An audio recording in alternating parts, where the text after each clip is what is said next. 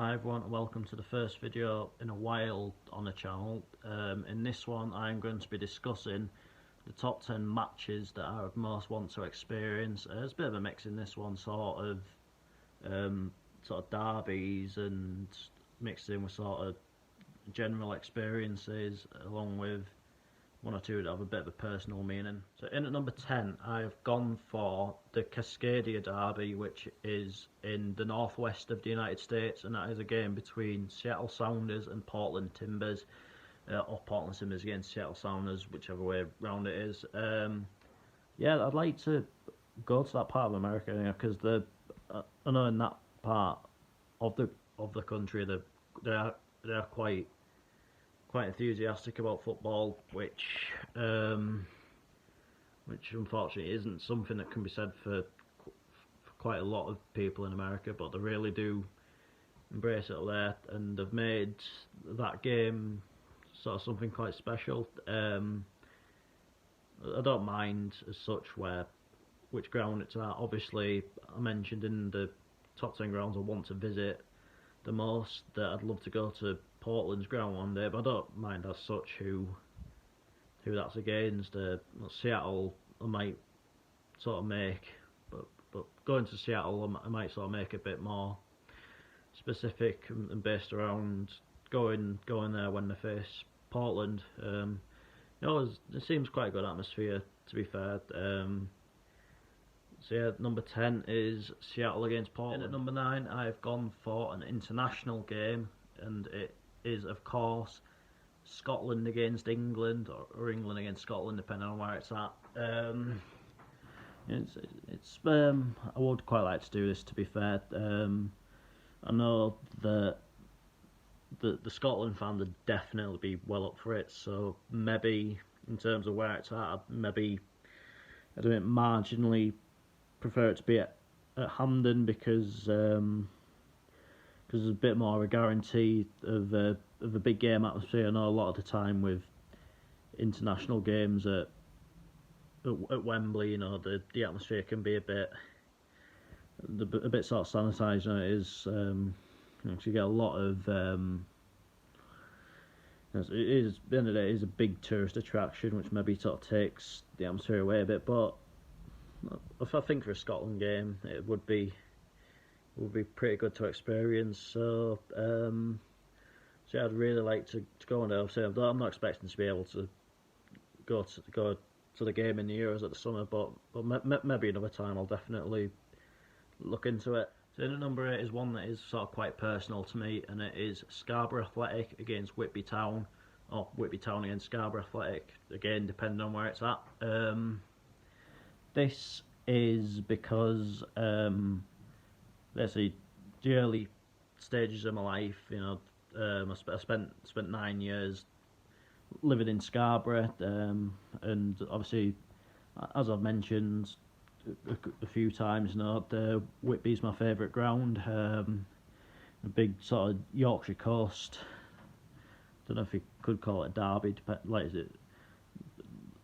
Weird thing with derbies is people have sort of different perceptions of what counts as one. Some people say they have to be from the same city.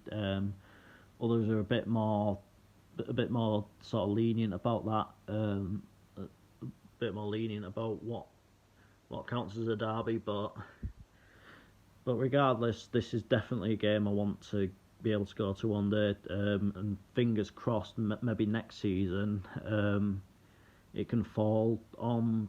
One of the games can fall on an appropriate day, and I'll finally be able to go. So in at number 7 is a Champions League game abroad. I have done one Champions League game before. It was Man United against Bruges in a qualifier, obviously up here in England.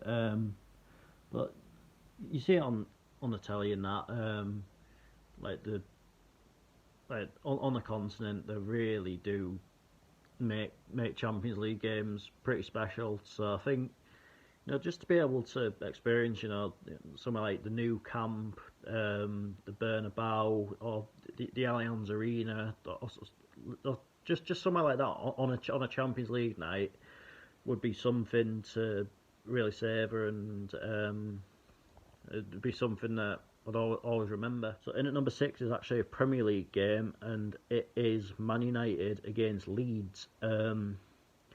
As I mentioned on the Football Is, and That Is What I Want podcast the other week, I do think a lot of Premier League sort of atmospheres are quite sort of sanitised these days. And I know it sounds a bit ironic that I've put a Man United game in there, considering how much of a, like, Wembley, Old Trafford is a tourist magnet, which can sort of impact the atmosphere a bit. But I know for a game against Leeds, the core Man United fans would be well up for it and would generate a good atmosphere. And the Leeds fans would certainly be up for it. So, and the good thing is, I actually can get tickets to go to Old Trafford. I think for a Leeds, for a game against Leeds, like it is against Man City, Liverpool, Arsenal, etc. It would have to be an application process because of the high demands. But if it falls on a good day next season, I'll certainly try. I'll certainly try and get a ticket for it. So in at number 5, again, this is probably going to come across as the weirdest one on this, but again, it's sort of a bit of a personal one, and it is VVV Venlo against Sparta Rotterdam over in the Netherlands. Now, the story behind this is 3 years ago, I went to Sparta Rotterdam against Venlo at the Het Kasteel, which is Sparta Rotterdam's ground, and it was one of my all-time classics, basically. The way the game was, both sets of fans, there's a small handful of Venlo fans that were like sort of in the corner, but they were really good. They were generating a lot of noise. So yeah, I just think and I must mention for that game, I actually got free tickets courtesy of Sparta Rotterdam because they saw a tweet, basically me saying to someone that I wanted to go but was disappointed that I missed out on tickets. Then they just basically replied saying you've won the last 2 tickets to the game, which was pretty good. So yeah, it was just like one of my favourite memories of all time going to football. So I kind of want to have the sequel to it.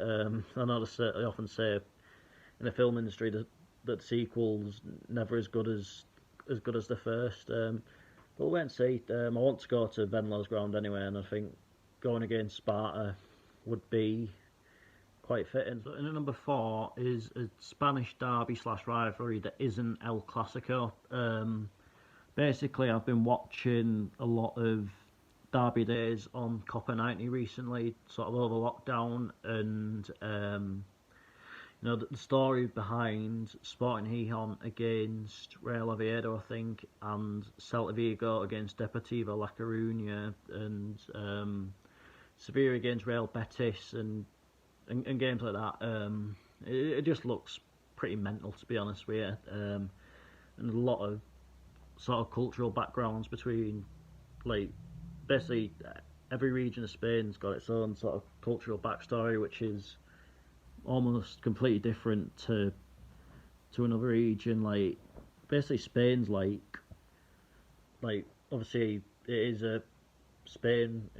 It's, as we all know, it's a country, but all the regions like basically their own sort of mini country in a way. So I'd like to experience that sort of side of it. I think at the minute the one I want to go to most is Gijón against Oviedo, but I'm pretty open with this one. I do genuinely want to go over there and experience one of the games like that. And at number 3 is Sunderland against Newcastle United, but specifically at the Stadium of Light. Basically, I have seen these two play each other before, but at St James's Park, and it was wild. The atmosphere, everything, the whole day.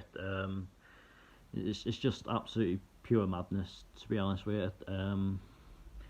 So obviously I've experienced it at St James's, so my thinking is, why not now try it at the Stadium of Light? I mean,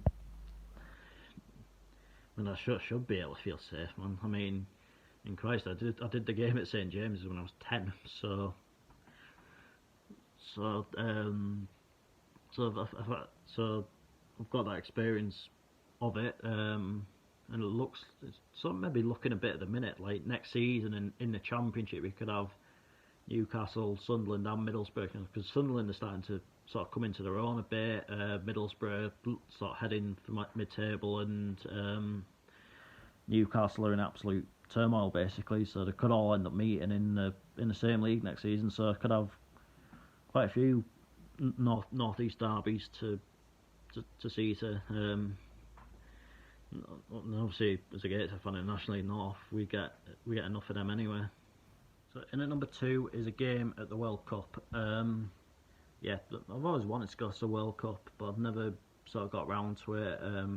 But I am absolutely determined that I will see a game at the World Cup one day. I mean, to be honest, I don't care if it's, you know, Japan against Senegal or something like that. Just as long as I get to say that I went to a World Cup match. It just looks, you know, all these football cultures, you know, coming together and stuff like that.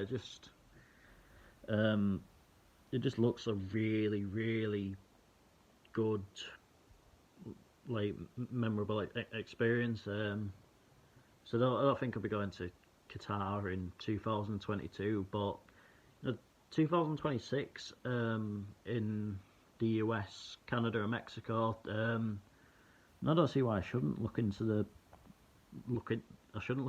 the possibility of that. And at number 1, if I say derby match in South America, I think a lot of you will know which one I'm talking about straight away, and that is, of course, the Superclassical, River Plate v Boca Juniors, or Boca Juniors v River Plate, in Buenos Aires in Argentina.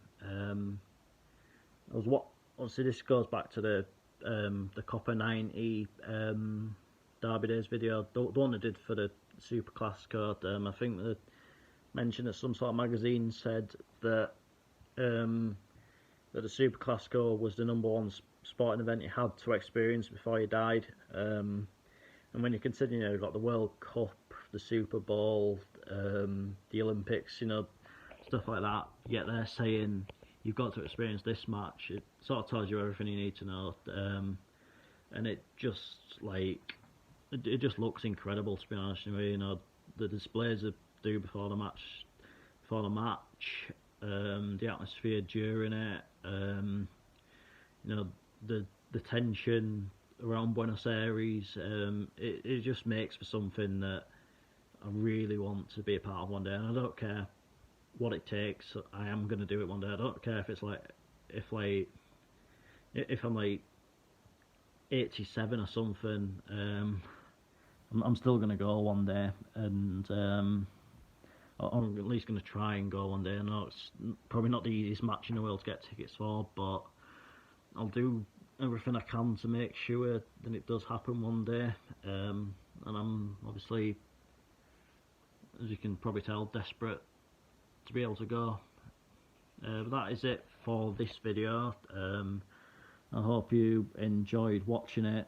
I will be back at some point. I might do a video soon, sort of regarding how, like, the end of this season is going to work for me, and how sort of next season will sort of go, and what it means for the overall future of the channel. I might do 1 or 2 more top 10s, and things like that.